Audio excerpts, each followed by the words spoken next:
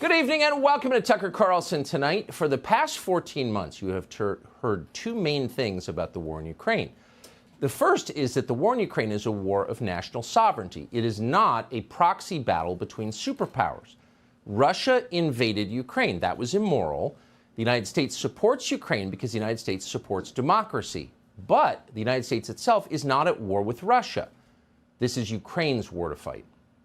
The second thing we have heard over and over again is that Ukraine is winning that war. Ukrainian troops are brave and noble. Russian troops are evil and incompetent. The Ukrainians are beating the Russians. In the end, their victory is inevitable. Now, you're very familiar with these points because you have heard them every day since last February. You've heard them repeated by every power center in the United States, the Pentagon, the White House, the leaders of both parties in Congress, CEOs, and celebrities. And most insistently of all, you've heard them from virtually every single outlet along the entire spectrum of our national news media. These are the two essential themes of the war in Ukraine, and both of them are lies. We know that they're lies because late last week, leaked intelligence about the war in Ukraine began to appear on social media. Briefing slides prepared by the U.S. government began to show up, among other places, on Twitter. And the slides show that this is in fact not Ukraine's war. It's our war. The United States is a direct combatant in a war against Russia. As we speak, American soldiers are fighting Russian soldiers. So this is not a regional conflict in Eastern Europe. This is a hot war between the two primary nuclear superpowers on Earth. And yet this war has never been formally declared. It has not been authorized by Congress. And for that reason, this war is a violation of American law. It is a crime. The second thing we learned from these slides is that despite direct U.S. involvement, Ukraine is in fact losing the war. 7 Ukrainians are being killed for every Russian. Ukrainian air defenses have been utterly degraded. Ukraine is losing. The Biden administration is perfectly aware of this. They're panicked about it, but they have lied about this fact to the public. Just 2 weeks ago, for example, Secretary of Defense Lloyd Austin told the U.S. Senate that Russian military power is, quote, waning. In other words, Russia is losing the war. That was a lie. He knew it was when he said it, but he repeated it in congressional testimony. That is a crime. But Lloyd Austin has not been arrested for committing that crime. Instead, the only man who has been taken into custody, or likely ever will be, is a 21-year-old Massachusetts Air National Guardsman who leaked the slides that showed that Lloyd Austin was lying. He revealed the crimes, therefore he's the criminal. That's how Washington works. Telling the truth is the only real sin. Now, our news media exist and have constitutional protection precisely in order to push back against this grotesque standard. Their only job is to tell the truth. And yet tonight, the news media are celebrating the capture of the kid who told Americans what's actually happening in Ukraine. They are treating him like Osama bin Laden, maybe a little worse, actually, because unlike al-Qaeda, apparently this kid is a racist. Here's CNN.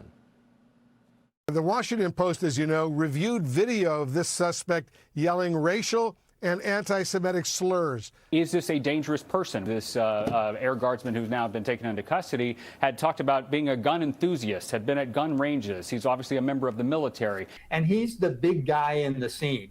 Somehow he has access to this kind of information, and that makes him even larger. A person who thinks they know better than everyone else, they're smarter than everyone else in their view. And that this is a 21-year-old man. He's described as a gun enthusiast.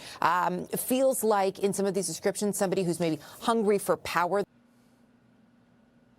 So this 21-year-old Air National Guardsman from Massachusetts is not a whistleblower, CNN explains, with the help of the many intelligence agency figures it has now hired as analysts. No, he's not a whistleblower. He's a criminal. Because he is, unlike the people who run our government, quote, hungry for power. And because this 21-year-old was so hungry for power, federal law enforcement had to swing into action with unfamiliar speed and efficiency and apprehend him. He was that threatening. Now, keep in mind, as of tonight, we still don't know where Jeffrey Epstein got hundreds of millions of dollars. We have no idea. Nor do we know what he did for a living. We don't know who left pipe bombs on Capitol Hill on January 6th, 2 of them. We don't know who leaked the Supreme Court decision overturning Roe v. Wade.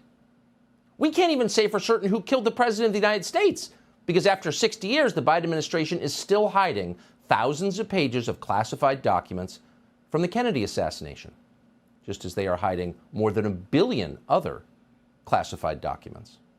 But tonight, we can say for dead certain who embarrassed Toria Nuland and Joe Biden, and that kid is going to jail for a long, long time.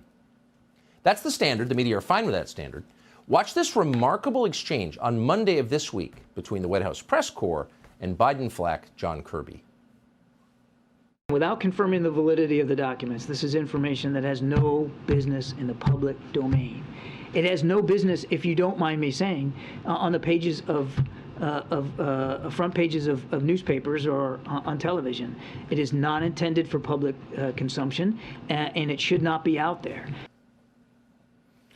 So the fact that U.S. soldiers are fighting Russian soldiers in a war in Ukraine has no business in the public domain.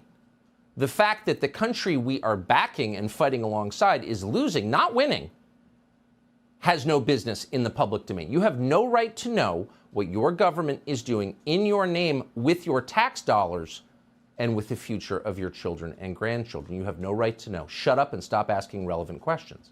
Okay, said the media.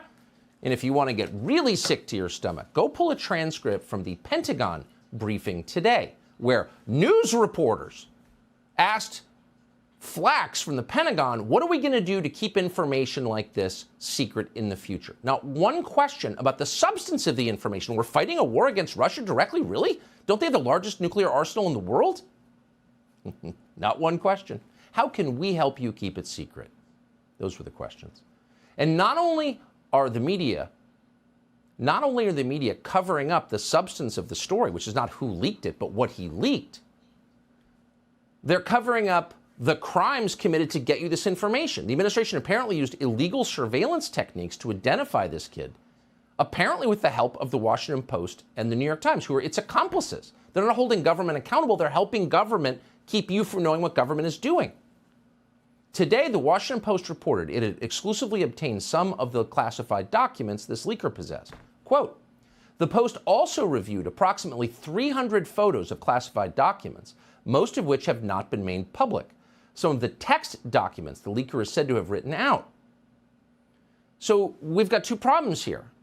If it's illegal to see these documents, if you don't have a security clearance, how is the Washington Post doing this legally? They don't have a security clearance. Well, obviously they were given them by the U.S. intel agencies and are working alongside them. But the bigger problem is this is information that's relevant to the public in a so-called democracy. You can't lie about things that jeopardize our collective future and get away with it. And you certainly shouldn't be doing that with the assistance of the news media. The news media whose job it is to inform you of what your government is doing. But instead they are working actively late into the night to lie to you on behalf of their masters in permanent Washington. And by the way, just last week, the plan was to lie in an even more grotesque way and blame Russia for this. And we're quoting, Russia or pro-Russian elements are likely behind the leak of several classified U.S. military documents posted on social media that offer a partial month-old snapshot of the war in Ukraine, 3 U.S. officials told Reuters on Friday. Really? Who are these officials who lied to Reuters? And then Reuters just, of course, obediently reprinted their lies, as they always do. News agencies print what they are told to print by the intel agencies, no matter how ridiculous it is, no matter how much dignity and self-respect they exchange in return for doing it. So what's happening to this leaker now is what happens to anyone who contradicts the national security state and their obedient servants in the media. You go to prison so the media can continue to tell you lies. Here's MSNBC, for example, assuring its viewers that everything's just fine. What the Russians didn't understand was that they were going into the lion's den. That kind of what we would say in the military, this force multiplied, made the Ukrainian army quite literally unbeatable. They are winning Russia is going to lose this war. Every last person has said exactly what Malcolm just said. They're going to win this war. It's not a matter of if, but when. 14 months in, they are simultaneously telling you that Ukraine's victory is inevitable, mostly because of the moral power they possess. But at the same time, you need to send tens or hundreds of billions of dollars more in advanced weapons systems to Ukraine to keep them from losing. What will they say now that we know the truth and that we know that they lied to us, not just the U.S. government, but the U.S. news media? Subscribe to the Fox News YouTube channel to catch our nightly opens, stories that are changing the world and changing your life. From Tucker Carlson Tonight.